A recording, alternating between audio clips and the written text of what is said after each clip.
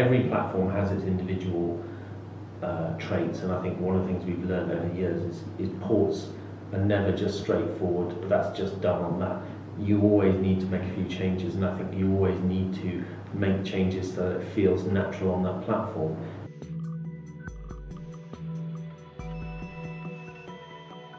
I think fairly early on we decided what we were going to go for first. And the barriers to entry to getting things on the iPhone are much lower than they are, say, getting them on the PS3. And also the cost of production is lower as well. You know, if we decided we were going to go for a PS3 game first, it would have taken us a couple of years to make that, and we would have had to have spent tens of thousands of pounds on dev kits and various other bits and pieces. In a lot of ways, it's a good time to be making games now, in the sense that there's a lot of platforms and they want your attention. So, you know, Sony have got the new Vita coming out, they've got the PS3, Microsoft have got the Xbox, and so there's a whole host of new platforms coming, and they all want content on them. So I think if you've got good content and you can purpose that content for those platforms, it's a good position to be in. Originally, when we started the game, me and Stu were sure that that's what we wanted to do, was make sure that the stuff we were developing for art and code would spread across all the platforms, basically. So the code base as it stands at the moment would potentially run on all the platforms that we want it to. It's again, if you're looking to start your own venture, that's one of the things you need is somebody, or people who are good at that meet and greet kind of stuff. There's no way around that. Like any industry, a lot of personal connections really matter. And there's lots of people out there making games, so companies like Sony don't have to work with all of them. They can pick and choose who they want to work with. So they're looking for people who are creative, innovative, doing interesting stuff, and also nice people. You know. This is the first time we've actually had no external pressure at all to get something finished.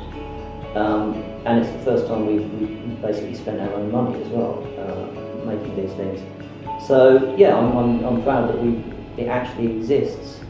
The end result is pretty close to what we agreed to do right at the start, and that can sometimes be quite a difficult thing to do in games development. Quite often the end result is actually nothing like what you started out wanting, and often it's a disappointment compared with the grand ideas that everyone had right at the start. So it's a huge challenge. I think as being a challenge for us as making the game is going to be telling people about the game. And yeah, that we put a lot of time and work into that. And again, unfortunately, Mike's been able to do the stuff coding around the Facebook stuff, so that the Facebook integrates with our Twitter, and Stu's been able to produce great artwork for it. So it's not like it's a completely isolated thing. We're able to put all our resources to this.